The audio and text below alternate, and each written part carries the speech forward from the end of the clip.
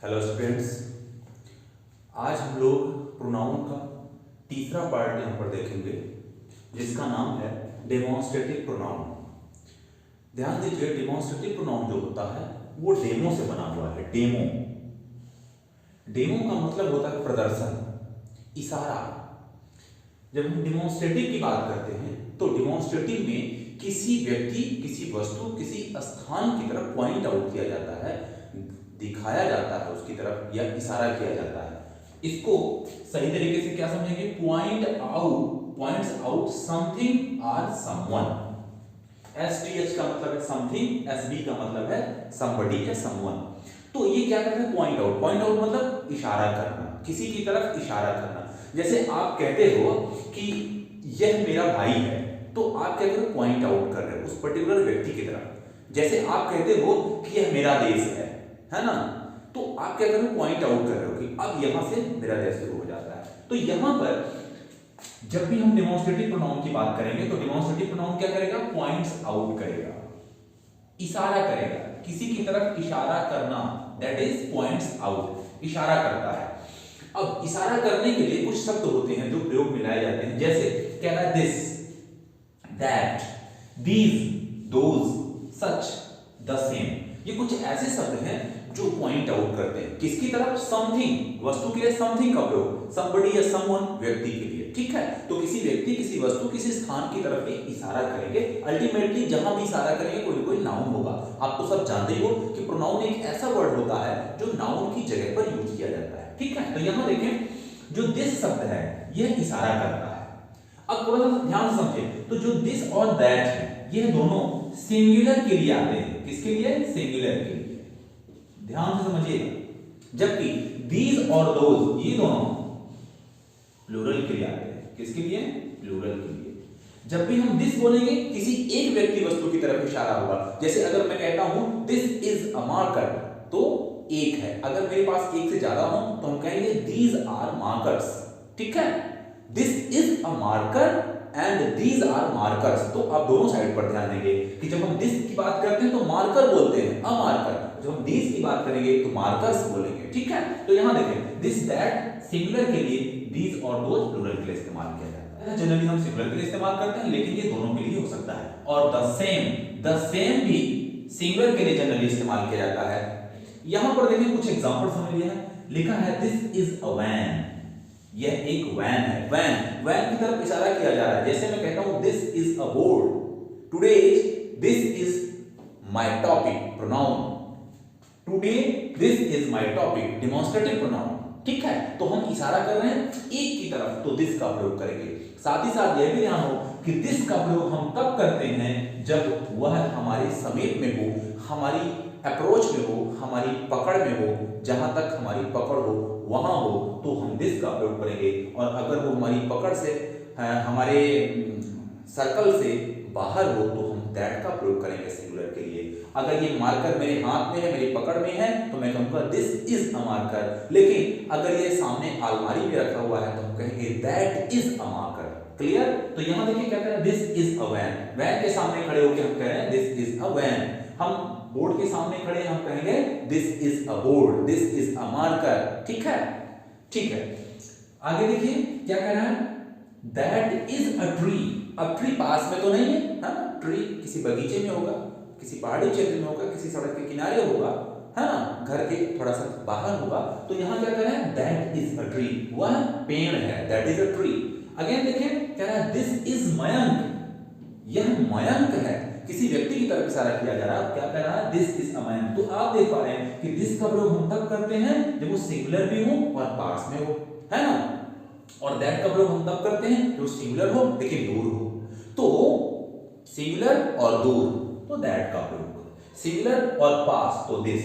This का मतलब approach में, हमारी पकड़ में, हमारे पास में। ठीक है, और दीज और दोज देख रहे हैं। दीज के लिए क्या कह रहा है, दीज आर वैन्स। अब देखो दीज के साथ आर का प्रयोग मतलब कि ये प्लूरल है, यहां दिस के साथ इस का प्रयोग, इस सिंगुलर वर्ब है। ठीक है, तो दीज आर वैन, वैन नहीं कह सकते प्लूरल के लिए, तो दीज वैन्स के लिए आ रहा है। अगर ये वैन होता, सिंगुलर होता, तो हम दीज नहीं दिस करते, जैसा कि यहां पर है। यहां हम दिस इज वैन्स नहीं कर सकते, ठीक है। इसी प्रकार देखें कह रहा है कि दोज आर ट्रीज, वो पेड़ हैं, दोज आर ट्रीज प्लूरल के लिए, और दूर के लिए दूर है, those are trees, those are boys playing on the ground, वो ग्राउंड में बच्चे खेल रहे हैं, तो वो बच्चे है ना, दोज आर, ठीक है। अगेन देखिए कह रहा है दीज आर मयंक फ्रेंड, ये सब मयंक के दोस्त हैं, है ना, ये सब पास में खड़े हुए हैं। जैसे खिलाड़ी कोई होता है ग्राउंड में जाते हैं, उसे 11 खिलाड़ियों की एक टीम बनती है ना, team is known of 11 players, ठीक है। तो अगर 11 खिलाड़ी खड़े हैं तो हम क्या कहेंगे, उसमें एक कैप्टन होगा, सब कैप्टन होगा, बाकी अदर खिलाड़ी होंगे, है ना, विकेट कीपर, बॉलर जो भी हैं, तो हम क्या कहेंगे, दीज आर प्लेयर्स, ठीक है। तो वो पास में, इसी प्रकार दीज आर मयंक फ्रेंड, ये मयंक के फ्रेंड है, वो सब पास में है, तो अगर वो तनिक भी दूर होंगे तो हम दैट बोलेंगे। जैसे फैन ये हमारे ऊपर लगा है, हमारी पहुंच के बाहर है, तो हम कहेंगे that is a fan, that is a fan. अगर एक से ज्यादा फैन लगे हों किसी हाल में तो हम कहेंगे दोज आर फैंस, ठीक है। अब ध्यान दीजिए यहां पर सच का example, such is your mistake, such भी यह का भाव व्यक्त करता है, सच इज योर मिस्टेक, यह आपकी मिस्टेक है, इस प्रकार की मिस्टेक आप करते हैं। He is the same as he ever was, यह वैसा ही है जैसा था, इसमें कोई भी परिवर्तन नहीं आया। तो यहां पर देखें क्या कह रहा है, द सेम इशारा कर रहा है किसी व्यक्ति की तरफ कि ही इज द सेम का मतलब उसकी तरफ इशारा उसकी क्वालिटी को लेकर के होगा, है ना, उसकी काबिलियत को लेकर के होगा, उसके किसी भी हैबिट या बिहेव को लेकर के होगा। तो क्या कह रहा है, he is the same as ever was, ये वैसा ही है, वैसा ही कैसा, जैसा वह था, ठीक है। यहां पर आगे थोड़ा सा पढ़ते हैं, क्या कह रहा है, to remove the repetition of singular noun. अगर हम रिपीटिशन ऑफ सिंगुलर नाउन के रिपीटिशन को दूर करना चाहते हैं तो हम दैट ऑफ का यूज करते हैं, और अगर हम प्लूरल नाउन के रिपीटिशन को दूर करना चाहते हैं तो हम दोज ऑफ का यूज करते हैं। यहां पर देखें क्या कह रहा है कि the climate of Pune is better than that of Mumbai. यहां समझने की कोशिश कीजिए, दैट ऑफ का प्रयोग तब हम करते हैं जब सिंगुलर नाउन के रिपीटिशन को दूर करना हो। तो देखिए यहां क्या कह रहा है, द क्लाइमेट ऑफ पुणे का क्लाइमेट क्या है, इज बेटर देन, बेहतर है, किसकी तुलना में बेहतर है, मुंबई के क्लाइमेट की तुलना में। तो यहां हम मुंबई के क्लाइमेट नहीं कह रहे, हम ऐसा नहीं कह रहे कि क्लाइमेट ऑफ मुंबई, बल्कि इस क्लाइमेट को, ये जो द क्लाइमेट शब्द आया हुआ है, ये जो नाउन आया हुआ है, इस नाउन के रिपीटिशन को दूर करने के लिए सिंगुलर हो तो हम दैट ऑफ का प्रयोग कर देते हैं। यहां पर दैट ऑफ का प्रयोग हुआ है। In the same way second sentence में देखिए कह रहा है द स्ट्रीट्स, ये प्लूरल है, ध्यान दीजिएगा, द स्ट्रीट्स, इसके रिपीटिशन को दूर करने के लिए दोज ऑफ का प्रयोग। The streets of Delhi are wider than those of Mumbai, जो दिल्ली की गलियां हैं, स्ट्रीट मतलब गलियां, जो दिल्ली की गलियां हैं, आर वाइडर देन, वह ज्यादा चौड़ी है, किसकी तुलना में, मुंबई की गलियों की तुलना में। तो यहां हम स्ट्रीट ऑफ मुंबई ना लिख करके क्या कह रहे हैं, दोज ऑफ। ये दोज ऑफ किसके लिए आया हुआ है, प्लूरल नाउन के लिए, उसके रिपीटिशन को दूर करने के लिए। तो हम द स्ट्रीट्स ना कह करके दोज ऑफ मुंबई का इस्तेमाल कर रहे हैं। तो आपने देखा दिस, दैट, दीज, दोज, सच और द सेम। हाँ, एक चीज और बताना भूल गया था कि सेम के साथ हमेशा द का प्रयोग होता है, द सेम। कभी आपको फिल इन द ब्लैंक्स में आ जाए सेम के पहले खाली स्थान तो द सेम करिएगा, ठीक है। इसी प्रकार द ट्रुथ, है ना, तो ट्रुथ के पहले भी द का प्रयोग होता है, ठीक है। अब ध्यान दीजिए कुछ आगे पॉइंट्स लिखे हुए हैं, कह रहा है कि this and that are used for singular noun, जो मैं पहले बोल चुका हूं। दिस और दैट सिंगुलर के लिए इस्तेमाल होंगे, एक वचन के लिए इस्तेमाल होंगे। अकेला है पास में तो दिस, अगर यही चीज दूर में हो तो that. This is a marker, that is a marker, ठीक है। एक लड़का मेरे पास खड़ा है तो मैं कहूंगा दिस इज अ बॉय, और एक लड़का दूर खड़ा है तो मैं कहूंगा दैट इज अ बॉय। अगर मेरे पास बहुत से लड़के खड़े हुए हैं तो मैं कहूंगा दीज आर बॉयज या दीज आर चिल्ड्रन, और दूर है तो मैं कहूंगा दोज आर बॉयज और दोज आर चिल्ड्रन, ठीक है।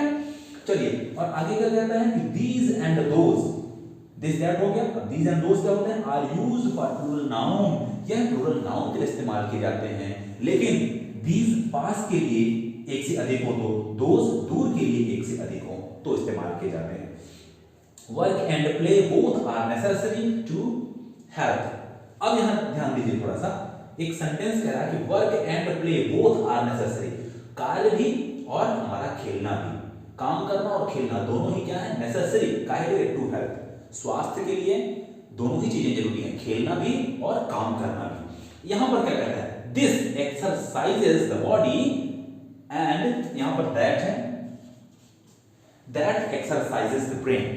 अब देखिए जो वर्ब के नजदीक है, वर्ब क्या है, बोथ आर, है ना, आर हमारी वर्ब के नजदीक कौन है, प्ले। तो जो वर्ब के नजदीक होगा उसके लिए दिस का प्रयोग करेंगे। तो यहां पर क्या करें, दिस एक्सरसाइजेस, दिस मतलब, दिस का मतलब क्या है, प्ले।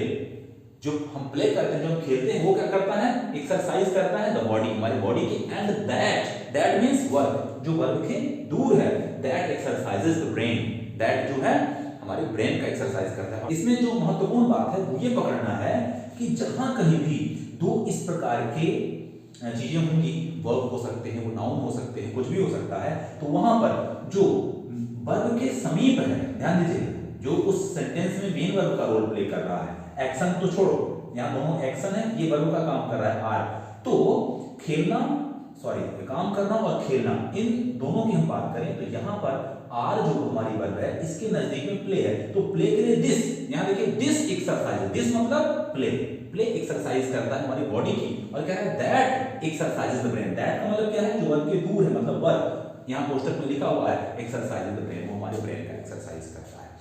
ठीक है, तो वर्ब के समीप वाले को हम दिस से इंडिकेट करेंगे अगर वो सिंगुलर है, और अगर वह दूर है वर्ब से तो हम उसके लिए दैट लगाएंगे। इन द सेम वे अगर यहीं पर प्लूरल होता, जैसे वर्ब की जगह में मान लीजिए लिखा हो काउज, एंड प्ले की जगह में लिखा हो horses, cows and horses are both are useful animals, तो अब हम इनको बताने के लिए वर्ब के समीप कौन सा है, हॉर्सेस। अगर वर्ब के समीप हॉर्सेस आएगा यहां पर, तो हम हॉर्सेस के लिए दिस का प्रयोग करेंगे, सॉरी दिस का प्रयोग, क्योंकि प्लूरल है, और काउज के लिए दोस का प्रयोग करेंगे, प्लूरल में ऐसा हो जाएगा। ठीक है, तो इस प्रकार से ये बात हो गई डेमोन्स्ट्रेटिव प्रोनाउन की। एक बार अगर हम इसको समराइज करें तो डेमोन्स्ट्रेटिव प्रोनाउन का होता है a pronoun that demonstrates someone और समथिंग, एक ऐसा प्रोनाउन जो पॉइंट आउट करता है, जो डेमोन्स्ट्रेट करता है, जो इशारा करता है किसी व्यक्ति की तरफ, किसी वस्तु की तरफ। अगर वह सिंगुलर है तो हम दिस और दैट का प्रयोग करेंगे, अगर वह प्लूरल है तो हम दीज और दोस का प्रयोग करेंगे, ध्यान दीजिएगा। लेकिन दिस का प्रयोग पास के लिए, दैट का प्रयोग दूर के लिए, इसी प्रकार प्लूरल में दीज का प्रयोग पास के लिए और दोस का प्रयोग दूर के लिए। तो ये हो गया। इसी में दो चीजें और भी हैं, जैसे सच और द सेम। सच का मतलब भी यह होता है, द सेम का मतलब भी यह इसी से संबंधित है।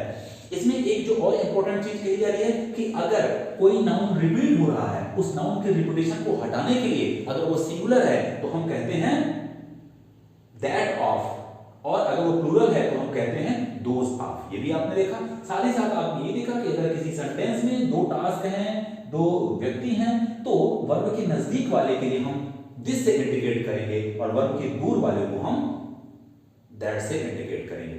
अगर इसी प्रकार प्लूरल में हो गया तो जो वर्ब के समीप है प्लूरल में उसे हम दिस से, और जो वर्ब से दूर है उसे हम दोस से इंडिकेट करेंगे। तो इस प्रकार से ये हुआ हमारा प्रोनाउन का डेमोन्स्ट्रेटिव प्रोनाउन हुआ। डेमो शो करना, इशारा करना किसी की तरफ, ठीक है, किसी व्यक्ति, किसी वस्तु की तरफ। तो आज के बस इतना ही। आई होप कि you would have enjoyed this class and you will share it with your friends and you will increase your knowledge as well. Thank you so much guys. Take care.